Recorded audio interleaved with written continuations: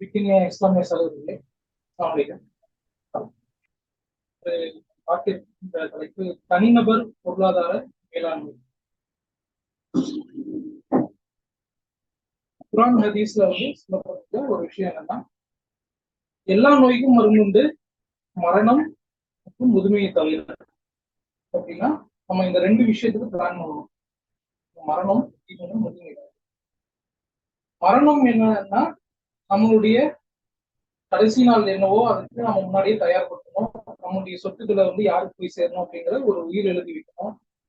நம்மளுடைய கடன்கள் ஏதாவது இருந்ததுன்னா நம்ம அந்த கடனை அடைக்காம நம்ம மூத்தாயிட்டோம்னா அந்த கடன், அந்த பாவம் மட்டும் மன்னிக்கப்படாது. ஸோ அதுக்குதான் நம்ம ஒரு மவுத்து வீட்டுல வந்து இந்த பள்ளிவாசல்ல வந்து கபஸ்தான் அடக்கம் பண்ணும்போது யாருக்காவது கடன் கொடுக்கணும்னா நாங்க பொறுப்பேற்கணும் அப்படின்னு சொல்லிட்டு நம்மளுடைய சமூகத்துக்கு சொல்லுவாங்க. ஸோ அந்த மரணம் அது ஒண்ணு. முதுமை அப்படிங்கிறது கண்டிப்பா ஒண்ணு மரணம் வரும், இல்லைன்னா முதுமை வரும். இப்போ முதுமையான காலங்கள் எப்படிப்பட்டது? அதனால ஆக்டிவா எந்த ஒர்க்கும் பண்ண முடியாது. பிசிக்கலாவும் சரி, மென்டலாவும் சரி, நம்மளால பெருசா எந்த ஆக்டிவிட்டியும் பண்ண முடியாது. இன்னும் அதனுடைய தேவைகள், நம்மளுடைய பொருளாதார தேவைகளா இருக்கும், மருத்துவ தேவைகளா இருக்கும், ரொம்ப ஜாஸ்தியா இருக்கும். அப்போ பொதுவா என்ன கண்ணோட்டம்னா, நமக்கு ஒரு பசங்க இருக்காங்க, அவங்க நம்மளை பார்த்துக்குவாங்க, அந்த ஒரு டிபெண்டன்சில நம்ம வந்து இருப்போம். ஆனா இன்னைக்கு வந்து இன்ஃபிளேஷன் அப்படிங்கிற ஒரு விலைவாசி உயர்வு அப்படிங்கிற ஒரு விஷயம் இருக்கு. அது வந்து வருஷம் இன்க்ரீஸ் ஆகிட்டு தான் போயிட்டு. இப்போ நீங்க ஒரு வரிக்கு தயார் பண்றீங்க இல்லையா, அது போன வருஷம் என்ன விலைக்கு வித்துருக்கீங்க, இந்த வருஷமும் அதே விலைக்கு நீங்க வித்தீங்கன்னா உங்களுக்கு நஷ்டம் தான் ஆகும். ஏன்னா உங்களுடைய மற்ற தேவைகள் வந்து ஒவ்வொரு பொருளுடைய தேவைகளுமே அதிகமாயிட்டு இருக்கு. ஃபார் எக்ஸாம்பிள் வந்து தங்கம் வந்து ஒரு விலைவாசி உயர்வு வந்து காட்டக்கூடிய ஒரு கண்ணாடி இந்த காலத்துல. இப்போ தங்கம் வந்து எப்படி ஏற்ற இறக்க இருக்கு அப்படின்னு சொல்லிட்டு உங்களோட வீட்டு பெண்கள்கிட்ட கேட்டீங்கன்னா அவங்களுக்கு ரொம்ப அது ஆக்டிவா அவங்க வந்து கண்காணிப்பாங்க. ஸோ அப்போ ஒவ்வொரு பொருளுடைய விலைவாசியும் உயர்ந்துட்டு அதுக்கேற்றபடி நம்மளுடைய செல்வமும் பெருகணும். இப்ப எப்படி நம்ம பேசுறது வந்து காற்று வந்து ஒரு மீடியம் தான். அப்போ அதே மாதிரி நம்ம சம்பாதிக்கக்கூடிய செல்வம் அப்படிங்கிறது ஒண்ணு நம்மளுடைய நேரத்தை விட்டு பணத்தை வாங்குறோம், இல்லைன்னா நம்மளுடைய ஸ்கில்ஸை விட்டு அந்த பணத்தை வாங்குறோம் இல்லையா. அந்த அந்த கிடைக்கக்கூடிய பணங்கிறது வந்து ஒரு மீடியம் மட்டும்தான் நம்மளுடைய தேவைகளை, இன்றைய தேவைகளை பூர்த்தி பண்றதுக்கும் வருங்கால தேவைகளை பூர்த்தி பண்றதுக்கும். அப்படி இருக்கும் பட்சத்துல அந்த செல்வத்தை வந்து முறையா வந்து நம்ம வந்து சேமிக்க கத்துக்கணும். இப்போ நான் உடனே சேமிக்கணும்னா இன்னைக்கு நான் அவ்வளவுலாம் சம்பாதிக்கலையே, நான் வந்து ரொம்ப கம்மியா தான் சம்பாதிக்கிறேன், நான் எப்படி சேவ் பண்றது, அந்த மாதிரி கேள்வி வரும். ஆனா கண்டிப்பா நீங்க ரொம்ப பெருசா நீங்க வந்து சேமிக்கலன்னா கூட மினிமமா வந்து நீங்க சில விஷயங்களை வந்து கண்டிப்பா செய்ய வேண்டிய தேவைகள் இருக்கு. ஒண்ணு வந்து நமக்கு ஏற்படக்கூடிய மருத்துவ எமர்ஜென்சி இல்லையா. ஸோ அதுக்கு வந்து இன்னைக்கு இருக்கிற ஆப்ஷன்ஸ் என்னன்னா இன்சூரன்ஸ். ஆனா இன்சூரன்ஸ்ல வந்து ஹலாலும் இருக்கு, ஹராமும் இருக்கு இல்லையா. இன்சூரன்ஸ் வந்துட்டு தக்காஃபுல் அப்படின்னு சொல்லிட்டு ஒரு கான்செப்ட் இருக்கு. இதே கான்செப்ட் தான். என்னன்னா பேங்க்ஸ் என்ன பண்ணுவாங்கன்னா இன்சூரன்ஸ் அமௌண்ட்டை கலெக்ட் பண்ணி அந்த பணத்தை வந்து வட்டிக்கு விடுவாங்க. அந்த வட்டியில இருந்து யாரு அதுல வந்து அவங்க வந்து ஒரு லாபம் பார்ப்பாங்க. இது வந்து ஹராம. ஆனா அதுலயே இஸ்லாத்துல வந்து தக்காஃபுல் அப்படின்னு சொல்லிட்டு அவங்க வந்து இஸ்லாமிய முறைப்படி வந்து அதை முதலீடு பண்ணுவாங்க. இது வந்து ஒரு விஷயம். ஆனா இன்னைக்கு இருக்க காலகட்டங்கள்ல இந்தியாவில் வந்து அதுக்கான அனுமதி கிடைக்கல. ஜமாத்தும் அதுக்கான முயற்சிகளை எடுத்துட்டு இருக்காங்க. Indian centre for Islamic finance அப்படின்னு சொல்லிட்டு டெல்லியில தலைமையாக வந்து நம்முடைய சமரசத்திய பொறுப்பாசிரியர் இருக்காரு இல்லையா, அப்துல் ரஹீம், அவருடைய முயற்சியில ஜமாத் வந்து ஒரு முயற்சி ரொம்ப காலமா எடுத்துட்டு இருக்கு. ரிசர்வ் பேங்கினுடைய முன்னாள் தலைவர் ரகுராம் ராஜன் அவருமே வந்து அதை அக்செப்ட் பண்ணிட்டாரு. முன்னாடி ஐக்கிய முற்போக்கு கூட்டணி இருக்கிறப்போ அதை வந்து அக்செப்ட் பண்ணிட்டாரு. இன்ஷால்லா மேபி நம்ம வரக்கூடிய இதுல வந்து அதுக்கான முயற்சிகள் பண்ணலாம். பட் இன்னைக்கு இருக்கிற காலகட்டத்துல நம்ம என்ன பண்ணலாம்னா, நம்ம எமர்ஜென்சி ஃபண்ட் அப்படின்னு சொல்லி ஒரு விஷயத்த கிரியேட் பண்ணணும். எமர்ஜென்சி ஃபண்ட் அப்படின்னா இந்த மாதிரி நம்மளுடைய குறுகிய கால தேவைகள், திடீர்னு நமக்கு வேலை போயிடுச்சு, அடுத்த ஒரு 6 மாசத்தை ஓட்டணும், ஒரு வருஷத்தை ஓட்டணும், நம்ம அதுக்குள்ள ஒரு வழி கண்டுபிடிச்சிடலாம். ஆனா அதுக்காக நம்ம ப்ரிப்பேர்டா இருக்கணும். அதுக்கு வந்து ஒரு 6 மாசத்துல இருந்து ஒரு வருஷத்துக்குரிய நம்ம மாச செலவு என்னவோ அதை வந்து எடுத்து வைக்கணும். அதை நீங்க பணமா எடுத்து வைக்காம தங்கமா முதலீடு பண்ணி வைக்கணும். இது வந்து இதெல்லாம் வந்து ஒரு மினிமமான ஒரு கண்டிப்பா எல்லாருமே செய்ய வேண்டிய ஒரு விஷயம். ஏதாவது டவுட் இருக்கா? ஓகே. கோல்டு இன்வெஸ்ட்மெண்ட் எப்படி பண்றது? இன்ஷால்லா. இப்ப தங்கம் வந்து நகையா வாங்குனீங்கன்னா அதுல வந்து செய்கூலி சேதாரம்னு சொல்லிட்டு ஒரு 26% போயிடும். அது வந்து நமக்கு பெரிய அளவுல பலன் தராது. அதே மாதிரி தங்கத்தை வந்து காயினா வாங்கினீங்கன்னா கூட அதுல வந்து 5% வந்து செய்கூலி ஜிஎஸ்டி அதுதான் பிடிப்பாங்க. ஆனா காயினா இருக்கிறது பெஸ்ட். அது டக்குன்னு நீங்க போய் வித்துக்கலாம். இன்னொரு வழி என்னன்னா ஷேர் மார்க்கெட்ல வந்து கோல்டு பீஸ் அப்படின்னு சொல்லிட்டு ஒரு ஷேர் இருக்கு, கோல்டு கேஸ் அப்படின்னு சொல்லிட்டு ஒரு ஷேர் இருக்கு. இதுக்கு உங்களுக்கு செய்கூலி சேதாரம் எதுவுமே இல்லை. ஜஸ்ட் டிரான்சாக்ஷன் சார்ஜ் ஒரு 0.1%, 10 பைசா அவ்வளவுதான் உங்களுக்கு வந்து செலவாகும். அன்னைக்கு தங்கத்தினுடைய நிலவரம் என்னமோ அதே விலையில ட்ரேட் ஆகும். அந்த ஷேரை வந்து நீங்க வாங்கலாம். அது நீங்க 50 ரூபா 100 ரூபாய் எவ்வளவு உங்களால முடியுதோ அந்த அளவுக்கு சேர்த்திட்டு ஓரளவுக்கு ஒரு கிராம் அளவுக்கு நீங்க தங்கம் சேர்ந்ததுக்கு அப்புறம் அதை வித்துட்டு கூட நீங்க காயினா வாங்கி வச்சுக்கலாம். அது ஒரு வழி. இது இப்போதைக்கு இருக்கிறத பெஸ்ட் ஆப்ஷன்.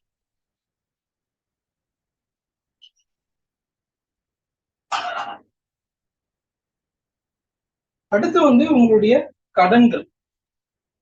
கடன் வந்து இன்னைக்கு இல்லாம வாழ முடியாது.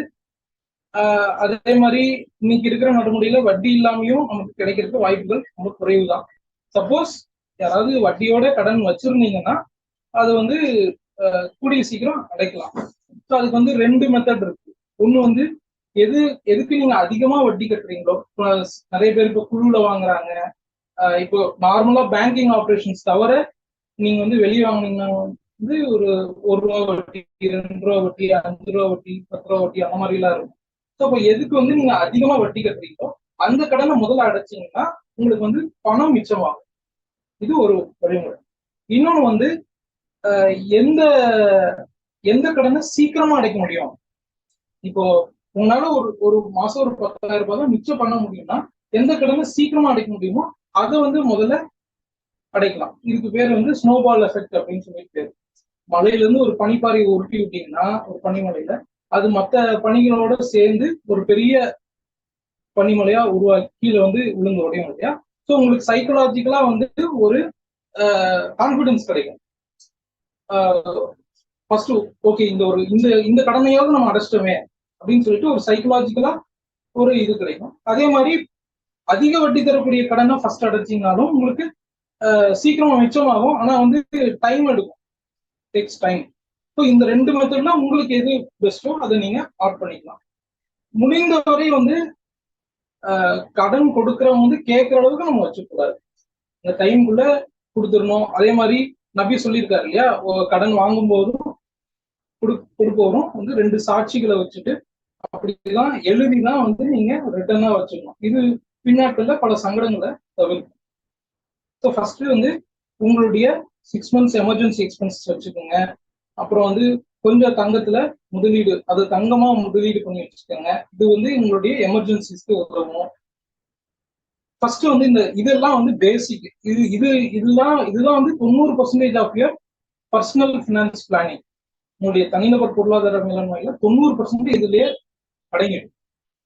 மீதி இருக்கிறது வந்து மீதி கொஞ்சம் பணம் இருக்கு அப்படின்னு சொல்லிட்டு வர ஸ்டேஜ்ல நீங்க வந்து இன்வெஸ்ட் பண்ணணும். இன்வெஸ்ட் அப்படின்னா 2 விஷயத்துக்காக இன்வெஸ்ட் பண்ணணும்.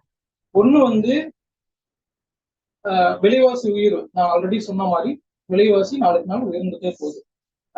இன்னொன்னு வந்து 2 தேவைகள் இருக்கு நமக்கு மினிமமா. யாரா இருந்தாலும் சரி, உங்களுடைய குழந்தைகளுடைய எக்ஸ்பென்சஸ், அவங்களுடைய வளர்றதுக்காகவும் சரி, எஜுகேஷன் எக்ஸ்பென்சஸ் அப்படின்னு சொல்லி பாத்தீங்கன்னா இப்ப எல்லாருமே நல்ல யூனிவர்சிட்டியில படிக்க வைக்கணும்னு ஏம் பண்ணுவோம் இல்லையா.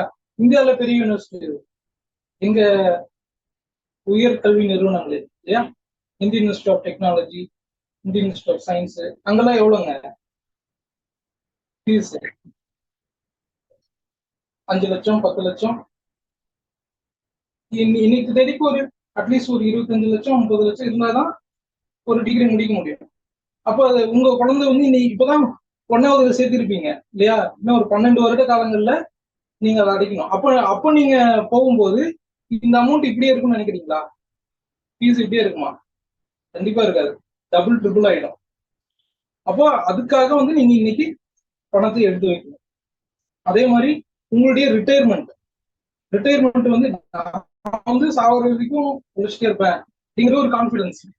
அது எப்போ நமக்கு தெரியும் அப்படின்னா, நமக்கு 40 வயசு ஆனதுக்கு அப்புறம், நமக்கு ஹெரிடிட்டரி டிசீசஸ் அப்படின்னு சொல்லிட்டு நம்ம வர ஆரம்பிச்சதுக்கு அப்புறம், நம்மளுடைய செலவுகள் வந்து அதுக்கே பெரும்பாலும் செலவாகும் போது, அப்போ நம்ம உணர்றதை விட நம்ம இப்பவே வந்து சிறுக சிறுக சேர்த்து அதை வந்து ப்ராப்பரா இன்வெஸ்ட் பண்ணோம்னா நம்மளுடைய ரிட்டையர்மெண்ட் தேவைகளை நம்ம பூர்த்தி பண்ணிக்கலாம். ஹெல்த் கில்லர்ஸ் அப்படின்னு சொல்லுவாங்க. இப்ப அதிக கடன், அதிக வட்டியுள்ள கடன், இதெல்லாம் வந்து பேங்கோ யார் கடன் கொடுக்குறாங்களோ அவங்கதான் வந்து பணக்காரங்க ஆவாங்க. காம்பவுண்டிங் எஃபெக்ட் அப்படின்னு சொல்லுவாங்க. அவங்கதான் நம்மளை வச்சு பணக்காரங்க ஆவாங்க. ஸோ ஃபர்ஸ்ட் வந்து கடனை வந்து அடைக்கணும். இதுல நல்ல கடன் கெட்ட கடன் 2 இருக்கு. அது எப்படின்னா, இப்போ நீங்க வந்து ஒரு ரூபா வட்டிக்கு வாங்குறீங்கன்னு வச்சுக்கோங்களேன், உங்களுக்கு வந்து அட்லீஸ்ட் அதுல டபுள் அமௌண்ட் ஆகுது நீங்க வந்து உங்களுடைய இன்வெஸ்ட்மெண்ட்ல இருந்து உங்களுக்கு ரிட்டர்ன் கிடைக்கணும். அந்த அளவுக்கு வந்து இந்தியாவில வந்து சாத்தியம் கிடையாது. அதனால பெரும்பாலும் வந்து 90% நீங்க கடன் வாங்குறத கண்டிப்பா தவிர்க்கணும். 2வது வந்து பேட் ஹேபிட்ஸ், சிகரெட், தண்ணி, இது போன்ற பேட் ஹேபிட்ஸ் வந்து ஒரு ஆய்வு என்ன சொல்லுதுன்னா, சிகரெட் அடிக்கிறவங்கள விட சிகரெட் அடிக்காதவங்கள விட ஒரு நாளைக்கு ஒரு சிகரெட் அடிக்கிறவங்களுடைய ஆயுட்காலம் வந்து சீக்கிரமா அவங்க சாகக்கூடிய ப்ராபபிலிட்டி வந்து 64%. அதே மாதிரி ஒரு நாளைக்கு 2 3 சிகரெட் அடிக்கிறவங்களுக்கு வந்து ரொம்ப சாதாரணமா அவங்க வந்து அடிக்ட் ஆயிடுவாங்க. இது நான் இன்னும் அந்த போதைப் பொருளுக்கு அதுக்கெல்லாம் போவே இல்லை. இது நார்மலா பரவலா செய்யக்கூடிய ஒரு சின்ன விஷயம் தானே, சிகரெட் தானே அப்படின்னு சொல்லிட்டு நம்ம ஆட்களே நிறைய பேர் பண்றாங்க. ஸோ இதெல்லாம் வந்து நம்ம இது வந்து மார்க்க ரீதியா பார்த்தாலும் தவறுதான், ஹராம் தான், நம்மளுடைய உடலுக்கு கேடு செய்யக்கூடியது. அதே மாதிரி இது வந்து மிகப்பெரிய வெல்த் கில்லர்ஸ். சொல்லுவாங்க இல்லையா, நீங்க வந்து ஒரு சிகரெட் அடிக்கிற காசுல வந்து ஐடிசி நிறுவனம் அதுல ஒரு பங்கை வாங்கினா நீங்க வந்து பணக்காரா இருக்கலாம் அப்படின்னு சொல்லி. ஸோ அது உண்மைதான். ஏன்னா நம்மளை வச்சு அவங்க வந்து நிறைய பணம் பண்றாங்க. நீங்க அதை தடுக்கிறதுக்கு தான் சிகரெட் கம்பெனிஸ்க்கு வந்து கவர்மெண்ட் நிறைய டாக்ஸஸும் போடுறாங்க. அதை தாண்டியும் வந்து அந்த நிறுவனம் வளர்ந்துட்டு இருக்கு அப்படின்னு காரணம் என்னன்னா, அவ்வளவு அடிக்டடா இருக்காங்க. ஸோ அதை வந்து நம்ம தவிர்க்கணும், மற்றவங்களுக்கு அதை தடுக்க நம்ம முயற்சி பண்ணணும். அடுத்து வந்து இம்பல்சிவ் பையிங்னு சொல்லுவாங்க. மற்றவங்களுக்கு காட்டிக்கிறதுக்காகவே நம்ம வந்து வாழ்றது. அவங்க வீடு வாங்கிட்டாங்க, நம்ம வீடு வாங்கணும். அவங்க பெரிய கார் வாங்கிட்டாங்க, நம்ம காரு, வீடு, பைக் இதெல்லாம் வாங்கக்கூடாதுன்னு இல்லை. அந்த அளவுக்கு நம்மளுடைய சம்பாத்தியம் வந்ததுக்கு அப்புறம் நம்ம வாங்கலாம். அப்ப எவ்வளவு அப்படின்னா, நீங்க சம்பாதிக்கிறதுல அட்லீஸ்ட் ஒரு 1/3 பங்காவது உங்களால சேமிக்க முடியணும். அந்த ஸ்டேஜுக்கு நீங்க வந்ததுக்கு அப்புறம் இந்த மாதிரியான விஷயங்களை இது பண்ணுவாங்க. அதே மாதிரி கார் வாங்கணும்னா டாடா நிக்சான் தான் வாங்கணும் அப்படின்னு இல்லை, குண்டை ஐட்டம் தான் வாங்கணும்னு இல்லை. உங்களுடைய தேவை கண்டிப்பா உங்களுக்கு பிசினஸ்க்கு தேவைப்படுது, இல்ல எனக்கு ஒர்க்குக்கு போயே ஆகணும், அந்த மாதிரி சுச்சுவேஷன்ஸ்ல வாங்கலாம். அந்த தேவையை வந்து ஒரு மாருதி சுசுகி பூர்த்தி பண்ணும்.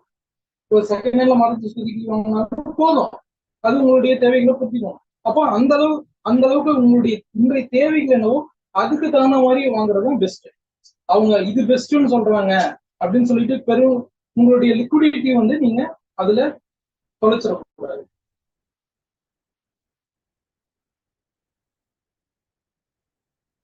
அதே மாதிரி லைஃப் ஸ்டைல் க்ரீப் அப்படின்னு சொல்லுவாங்க. இப்போ இந்த சூப்பர் மார்க்கெட்ல டெவலப் ஆயிருக்கிறது எப்படின்னு பாத்தீங்கன்னா, உங்களுடைய இப்போ இந்த கண்ணன் டிபார்ட்மெண்ட் போங்க, ரிலையன்ஸ் சூப்பர் மார்க்கெட் போங்க, உங்களுக்கு என்ன தேவையோ அரிசி பருப்பு எல்லாம் கடைசியில வச்சிருப்பாங்க. என்ன தேவையில்லையோ அது முதல்ல வச்சிருப்பாங்க. அதே மாதிரி சாக்லேட்டு, பிஸ்கெட்டு, இதெல்லாம் வந்து குழந்தைங்க கையில இருக்கிற மாதிரியே இல்ல இந்த பில் போடுற இடத்துலயோ வச்சிருப்பாங்க. இது எதுக்குன்னா உங்களுக்கு தேவையில்லாததை திணிக்கிறதுக்கு தான். அப்ப இந்த மாதிரியான லைஃப் ஸ்டைல் கிரீப்ல நீங்க மாட்டிக்க கூடாது. ஸோ அதுல எல்லாம் நீங்க வந்து கவனமா இருக்கணும். மெயினா வந்து ட்ராக் பண்ணணும், உங்களுடைய எக்ஸ்பென்சஸ் வந்து ட்ராக் பண்ணணும். சும்மா போடுங்க உங்களுடைய பட்ஜெட்ல வந்து இந்த மாசம் எவ்வளவு செலவு பண்ணிருக்கீங்க, போன வருஷம் எவ்வளவு செலவு பண்ணி, இன்னும் 2-3 வருஷமா எவ்வளவு செலவு பண்ணி. ஸோ இது எதுக்கு நம்ம பண்றோம் அப்படின்னா, நான் சம்பாதிக்கிறேன், செலவு பண்றேன், எல்லாமே தேவையான செலவு தான் அப்படின்னு நம்ம நினைப்போம் இல்லையா? ஆனா நீங்க அது பாத்தீங்கன்னா தான் தெரியும். நீங்க எழுதி வச்சீங்கன்னா தான் இந்த பொருளுக்கு நம்ம இவ்வளவு செலவு பண்ணிருக்கோம், இது நமக்கு தேவையில்லாம நம்ம இது செலவு பண்ணிருக்கோம் அப்படிங்கிறது நீங்க எழுதி வச்சீங்கன்னா தான், அந்த எக்ஸ்பென்சஸ ட்ராக் பண்ணீங்கன்னா தான் உங்களால அதை வந்து கண்டுபிடிக்க முடியும். அப்போ நம்ம அடுத்த முறை வந்து நம்ம அதை வாங்கும் போது கண்டிப்பா யோசிப்போம், இது நம்ம தவிர்த்துக்கலாமே அப்படின்னு சொல்லி. அதே மாதிரி இன்னைக்கு நிறைய பேர் மாட்டிக்கிறது என்னன்னா, கிரெடிட் கார்டுடைய கடன்கள். இந்த கிரெடிட் கார்டுங்கிறது வந்து ஒரு ட்ராப் தான். அது வந்து நிறைய ரிவார்ட் பாயிண்ட்ஸ் கொடுக்குறாங்க, அதுல வந்து ஒரு 50 நாள் வந்து ரொட்டேஷன் நம்ம பண்ணிக்கலாம். இதெல்லாம் வந்து ஒரு ட்ராப். ஸோ முடிஞ்ச வரைக்கும் கிரெடிட் கார்டுகளை வந்து தவிர்க்கிறது நல்லது. ஏன்னா கிரெடிட் கார்டுடைய வட்டி வந்து 36%, அதாவது 3 ரூபா வட்டி. அதை நீங்க கட்டலீங்கன்னா அதுக்கு மேலேயும் வட்டி போடுவாங்க. அது வந்து வளர்ந்துட்டே போகும். இதனால அந்த ட்ராப்ல இருந்து வெளியே வர முடியாது. அதே மாதிரி நாளைக்கு அவசியமான ஏதாவது ஒரு லோன் எடுக்கணும்னா கூட, பிசினஸ் லோன் எடுக்கணும்னா கூட, இது வந்து உங்களுடைய சிபில் ஸ்கோரை அஃபெக்ட் பண்ணும். அதே மாதிரி இதுல நிறைய நிறைய பிரச்சனைகளும் இருக்கு. இப்போ கிரெடிட் கார்டு வந்து பேங்க் தான் கொடுக்குறாங்களே ஒழிய, பேங்க்குக்கும் அந்த கிரெடிட் கார்டு டிபார்ட்மெண்ட்டுக்கும் சம்மந்தமே கிடையாது. அந்த கிரெடிட் கார்டு கம்பெனிங்கிறது தனி டிபார்ட்மெண்ட், எங்களுக்கு அதுக்கு சம்மந்தம் இல்லைன்றவாங்க. அதே மாதிரி அது வசூலிக்கிறதுக்கு வந்து எக்ஸ்டர்னல் ஏஜென்சிஸ் கொடுத்துருவாங்க. சமீபத்துல வந்து மஹிந்திராவுடைய ஒரு டிராக்டர் வந்து பறிமுதல் பண்ண போய், ஒரு விவசாயிட்ட பறிமுதல் பண்ண போய் அந்த குண்டர்கள் வந்து அடிச்சு ஒரு கர்ப்பிணி இறந்த சம்பவங்கள்லாம் உங்களுக்கு தெரிஞ்சிருக்கும் இல்லையா? அப்போ அவங்க அவ்வளவு கடுமையா நடந்துக்கூடியவங்க. அப்போ அந்த மாதிரியான ஆட்கள்கிட்ட இன்னொரு விஷயம் என்னன்னா, நிறைய பேர் இந்த மொபைல் ஆப் மூலியமா இப்போ வந்து கடன் வாங்கிட்டு இருக்காங்க. அவங்க என்ன பண்றாங்கன்னா, நீங்க அது ரொம்ப ஈஸியா கிடைச்சிருதுன்னு நினைச்சு எல்லாரும் வாங்குறாங்க. நிறைய பேர் என்னுடைய சொந்தக்காரங்க, ஃப்ரெண்ட்ஸ் இந்த மாதிரி எல்லாம் வாங்கியிருக்காங்க. அது எப்படி ஆப்ரேட் பண்றாங்கன்னா, ஃபர்ஸ்ட் வந்து உங்களுடைய போனை வந்து டவுன்லோட் பண்ணாங்க, செட்டிங்ஸ்ல வந்து அலோ ஆல் அப்படின்னு கேட்கும்.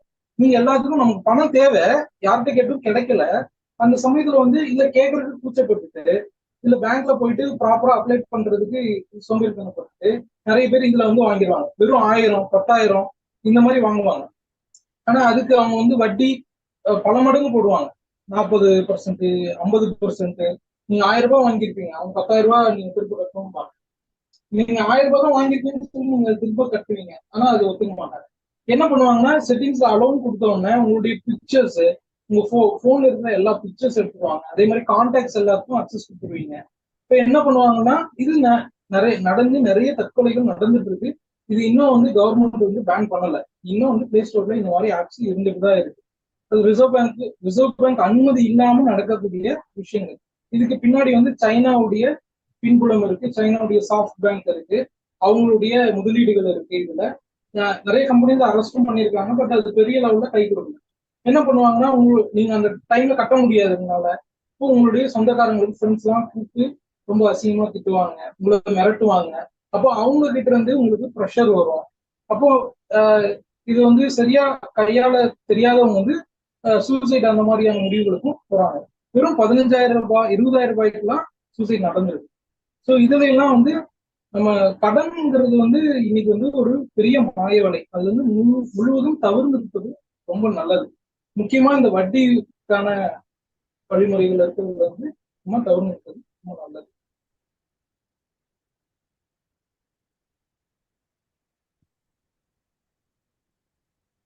சரி, அப்போ இது இந்த இந்த விஷயங்களை வந்து நம்ம பேசிக்கா கரெக்ட் பண்ண வேண்டியது.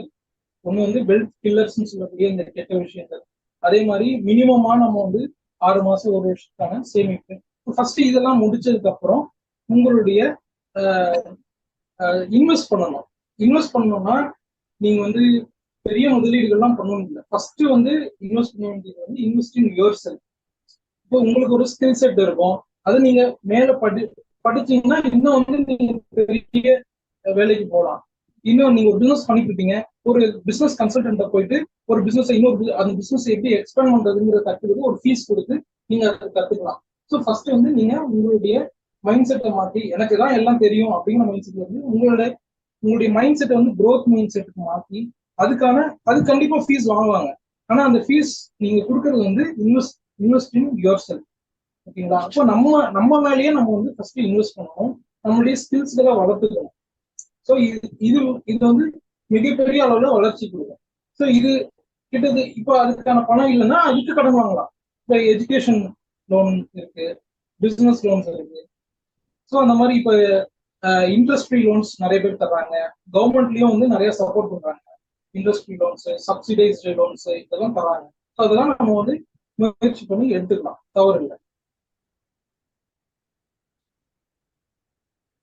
அதுக்கப்புறம் நீட்ஸ் வர்சஸ் வான்ஸ். நமக்கு நீட்ஸ் வர்சஸ் வான்ட்னா ரெண்டுக்குமே ஒரே அர்த்தம் தானே இங்கிலீஷ்ல. தேவைதான், ஆனா வந்து அத்தியாவசிய தேவையா இருக்காது. அது இருந்தாதான் நம்ம உயிர் வாழ முடியும் அப்படின்னு தேவை இருக்காது. அதான் ஆசை, அதான் ஆசைப்பட்டு வாங்கிக்குவாங்க, அப்புறம் நான் தேவைக்கு தானே வாங்கினேன் அப்படின்னு சொல்லுவாங்க இல்லையா? ஸோ அது அதுக்கான டிஃபரன்ஸ் வந்து நம்ம தெரிஞ்சுக்கணும். அதே மாதிரி எல்லா எல்லா முதலீடையும் ஒரே இடத்துல செஞ்சிடக்கூடாது. இப்போ நம்ம கல்ச்சர்ஸ்ல பாத்தீங்கன்னா பெரும்பாலும் வந்து ரியல் எஸ்டேட்ல தான் நிறைய பேர் இன்வெஸ்ட் பண்றாங்க.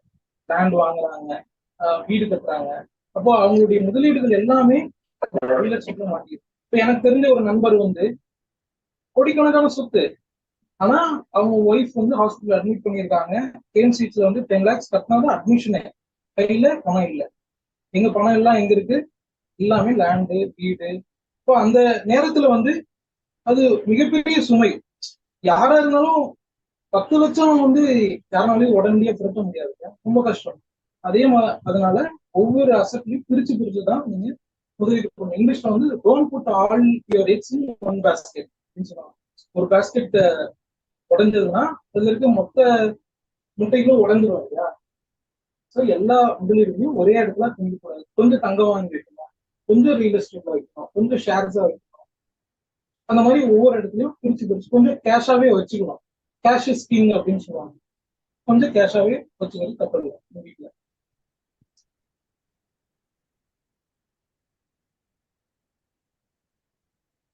இதெல்லாம் கொஞ்சம் பேசிக்கான விஷயங்கள். நம்ம கேட்டவற்றை பின்பற்ற முடியும். நல்லா வளர்ந்துடும்.